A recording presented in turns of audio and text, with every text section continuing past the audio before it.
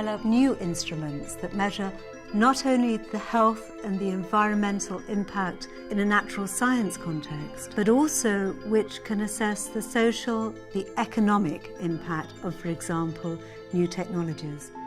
The WHO process is playing an important role in identifying challenges and improving the health of our children.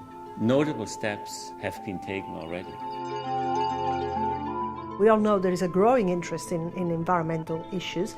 The relationship with health is not quite as immediate as you would think. Other environmental stories that also have a direct impact on people's health are of course related, for example, to transport. That how to solve the big dilemma of people wanting to move more and more, but without causing further degradation to the environment and therefore damage to health.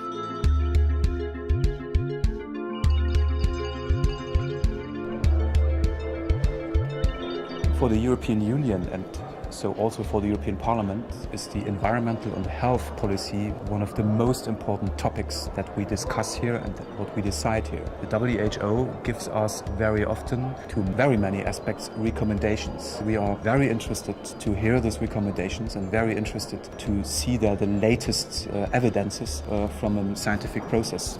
We're developing very effective ways to involve stakeholders, the general public, in the policy process. What's been working less well is understanding the impact that stakeholder, end-user involvement actually has on policy. Sometimes I think that we exaggerate a little bit this precautionary principle, why we sometimes try to take a zero-risk policy, and that will not be possible. The recommendations of the World Health Organization are sometimes a little bit radically.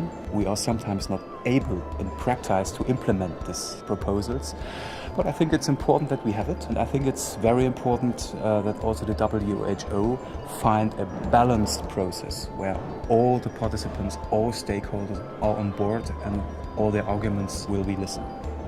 The environment and health process sees a lot of stakeholders, each with their own agenda, play their part to, I suppose, a lot of them with the common aim of delivering good results environmentally and for the health of people. The new added value of the WHO process should be an integrated process across all nations and partners. We also need to look at not only solutions from the natural sciences, but the social sciences as well. For example, we can develop health interventions based on scientific knowledge, but we also need to look at how people behave in order to develop sustainability and health-related interventions that will be beneficial in the long run. We have been quite successful in some projects, for example, healthy, climate-friendly housing or water supply. But the issue is that we have to get a more broader implementation of these projects.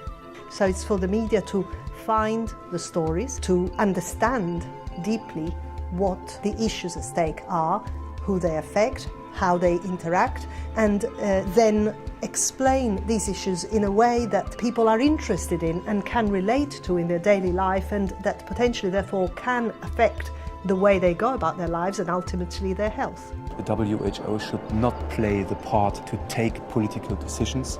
They should promote the role of cooperation and also to deal with informations which in a lot of countries are not available.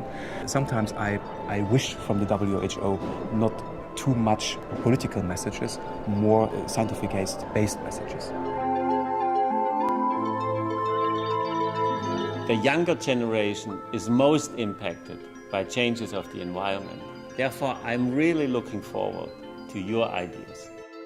I would like to ask the policy community to address the issue of effectively using the output of public consultation, stakeholder consultation in the development of new policy in such a way that it makes a difference. And I would like to ask the academic community to rise to the challenge of integrating natural science and social science to meet the needs of emerging issues in health and the environment. I have a question for policymakers.